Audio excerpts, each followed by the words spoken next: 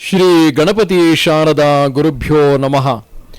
ಉತ್ತರಂ ಯತ್ ಸಮುದ್ರಸ್ಯ ಹಿಮಾದ್ರೇಶ್ಚೈವ ದಕ್ಷಿಣಂ ವರ್ಷಂ ತದ್ ಭಾರತಂ ನಾಮ ಭಾರತೀಯತ್ರ ಸಂತತಿ.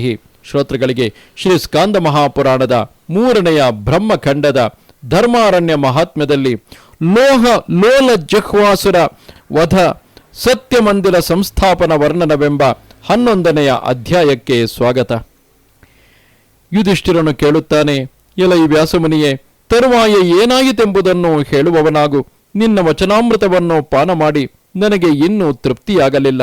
ವ್ಯಾಸನು ಹೇಳುತ್ತಾನೆ, ತರುವಾಯ ಕೆಲವು ಕಾಲ ಕಳೆಯಲು ಯುಗಾವಸಾನ ಸಮಯ ಒದಗಿತು. ಆಗ ತ್ರೇತಾಯುಗದ ಆದಿಯಲ್ಲಿ ಲೋಲ ಜಿಹ್ವಾಕ್ಷನೆಂಬ ರಾಕ್ಷಸನು ಹುಟ್ಟಿದನು. ಅವನು ಚರಾಚರಾತ್ಮಕವಾದ ತ್ರೈಲೋಕ್ಯವನ್ನು ಕೊಳ್ಳೆ ಹೊಡೆದು ಸಕಲ ಲೋಕಗಳನ್ನು ಜಯಿಸಿ ಧರ್ಮಾರಣ್ಯಕ್ಕೆ ಬಂದನು. ಅವನು ಪವಿತ್ರವಾಗಿಯೂ ಮನೋಹರವಾಗಿಯೂ ಬ್ರಾಹ್ಮಣರಿಂದ ಸೇವಿತವಾಗಿಯೂ ಇರುವ ಆ ಧರ್ಮಾರಣ್ಯವನ್ನು ಕಂಡು ಬ್ರಹ್ಮದ್ವೇಷದಿಂದ ಆ ಪಟ್ಟಣವನ್ನು ಸುಟ್ಟನು.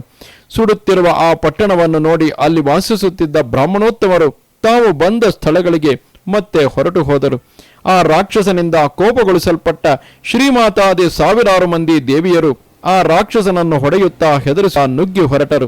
ಕೆಲವರು ತ್ರಿಶೂಲ, ಶಂಖ, ಚಕ್ರ, ಗದೆ, ಕಮಂಡಲಗಳನ್ನು ಧರಿಸಿದವರು, ಮತ್ತೆ ಕೆಲವರು ಚಾವುಟಿ, ಕತ್ತಿಗಳನ್ನು ಧರಿಸಿದವರು, ಒಬ್ಬಳು ಪಾಶ ಅಂಕುಶಗಳನ್ನು ಧರಿಸಿದವಳು, ಒಬ್ಬಳು ಕತ್ತಿ ಗುರಾಣಿಗಳನ್ನು ಹಿಡಿದವಳು, ಒಬ್ಬಳು ಕೊಡಲಿಯನ್ನು ಹಿಡಿದವಳು, ಮತ್ತೊಬ್ಬಳು ದಿವ್ಯಾಸ್ತ್ರಗಳನ್ನು ಧರಿಸಿದವಳು, ಬಗೆ ಬಗೆಯ ಒಡವೆಗಳನ್ನು ತೊಟ್ಟವಳು, ನಾನಾ ವಿಧ ರತ್ನಗಳಿಂದ ವಿರಾಜಿಸುವವಳು ಆಗಿ ಎಲ್ಲರೂ ಸೇರಿ ಆ ರಾಕ್ಷಸ ನಾಶಕ್ಕಾಗಿಯೂ ಬ್ರಾಹ್ಮಣರ ಹಿತಕ್ಕಾಗಿಯೂ ಲೋಲ ಜಿಹ್ವನಿದ್ದೆಡೆಗೆ ನುಗ್ಗಿ ಬಂದರು.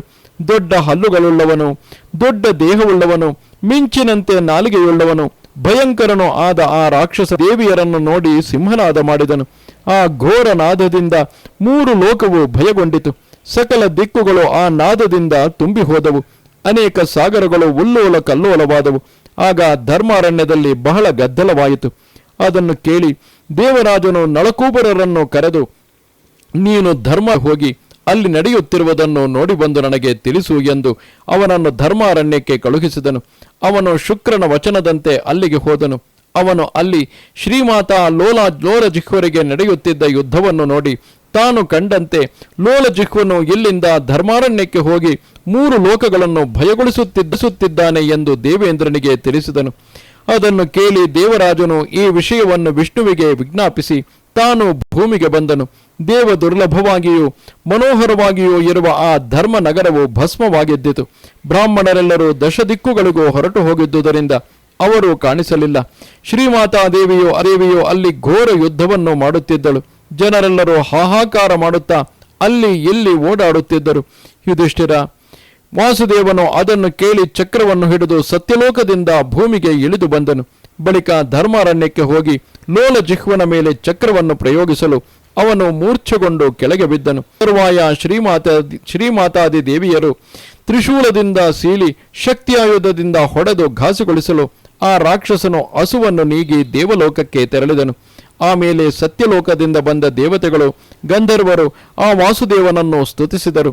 ಯಾರು ವಾಸವಾಗಿಲ್ಲದ ಆ ಧರ್ಮಾರಣ್ಯವನ್ನು ಕಂಡು ವಿಷ್ಣುವು ಋಷ್ಯಾಶ್ರಮದಲ್ಲಿ ವಾಸ ಮಾಡುತ್ತಿದ್ದ ಆ ಬ್ರಾಹ್ಮಣರೆಲ್ಲಿ ಎಂದು ಕೇಳಿದನು.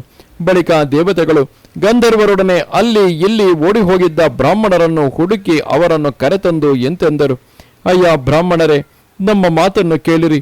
ವಿಷ್ಣುವು ಚಕ್ರದಿಂದ ಕತ್ತರಿಸಿ ಆ ಲೋಲ ಜಿಹ್ವಾಧಮನನ್ನು ಕೊಂದನು. ಅದನ್ನು ಕೆಲ ದ್ವಿಜರು ಹರ್ಷಚಿತ್ತರಾಗಿ ಅಲ್ಲಿಗೆ ಬಂದು ತಮ್ಮ ತಮ್ಮ ಸ್ಥಳಗಳಲ್ಲಿ ನೆಲೆಸಿದರು. ಆ ಬ್ರಾಹ್ಮಣರು ಆ ಕಮಲಾಪತಿಯನ್ನು ಕುರಿತು, ಎಲೈ ಹರಿಯೇ, ನೀನು ಸತ್ಯಲೋಕದಿಂದ ಇಲ್ಲಿಗೆ ಬಂದು ಬ್ರಾಹ್ಮಣರ ಹಿತಕ್ಕಾಗಿ ಈ ಪಟ್ಟಣವನ್ನು ಸ್ಥಾಪಿಸಿರುವೆ. ಆದುದರಿಂದ ಕೃತಯುಗದಲ್ಲಿ ಧರ್ಮಾರಣ್ಯವೆಂದು ಪ್ರಸಿದ್ಧವಾದ ಈ ಪಟ್ಟಣವು ತ್ರೇತಾಯುಗದಲ್ಲಿ ಸತ್ಯ ಮಂದಿರವೆಂದು ವಿಖ್ಯಾತವಾಗಲಿ ಎಂದು ವಿಜ್ಞಾಪಿಸಿದರು. ಅದನ್ನು ಕೇಳಿ ವಾಸುದೇವನು ಹಾಗೆಯೇ ಆಗಲೆಂದು ಒಪ್ಪಿದನು. ಬಳಿಕ ಬ್ರಾಹ್ಮಣರೆಲ್ಲರೂ ಪುತ್ರ ಪೌತ್ರರಿಂದಲೂ ಪತ್ನಿಯರಿಂದಲೂ ಸೇವಕರಿಂದಲೂ ಸಹಿತರಾಗಿ ತಪಸ್ಸು, ಯಜ್ಞ, ಅಧ್ಯಯನಾದಿಗಳಲ್ಲಿ ನಿರತರಾಗಿ ಅಲ್ಲಿ ಮೊದಲಿನಂತೆಯೇ ವಾಸ ಮಾಡತೊಡಗಿದರು. ನಿನಗೆ ಸತ್ಯಮಂದಿರದ ವೃತ್ತಾಂತವನ್ನೆಲ್ಲ ಹೇಳಿರುವೆನು. ಇಲ್ಲಿಗೆ 81,000 ಶ್ಲೋಕಗಳ ಸಂಹಿತೆಯೆಂದು ಪ್ರಸಿದ್ಧವಾದ ಶ್ರೀ ಸ್ಕಾಂದ ಮಹಾಪುರಾಣದ 3ನೆಯ ಬ್ರಹ್ಮಖಂಡದ ಪೂರ್ವ ಭಾಗದ ಧರ್ಮಾರಣ್ಯ ಮಹಾತ್ಮ್ಯದ ಲೋಲ ಜಿಹ್ವಾಸುರ ವಧಪೂರ್ವಕ ಸತ್ಯಮಂದಿರ ಸಂಸ್ಥಾಪನಾ ವರ್ಣನವೆಂಬ 11ನೆಯ ಅಧ್ಯಾಯವು ಮುಗಿದುದು. ನಮಸ್ತೆ ಶಾರದೆ ದೇವಿ ಕಾಶ್ಮೀರ ಪುರವಾಸಿನಿ ತ್ವಾಮಹಂ ಪ್ರಾರ್ಥಯೇ ನಿತ್ಯಂ ವಿದ್ಯಾದಾನಂಚ ದೇಹಿಮೆ. ನಮಸ್ಕಾರ.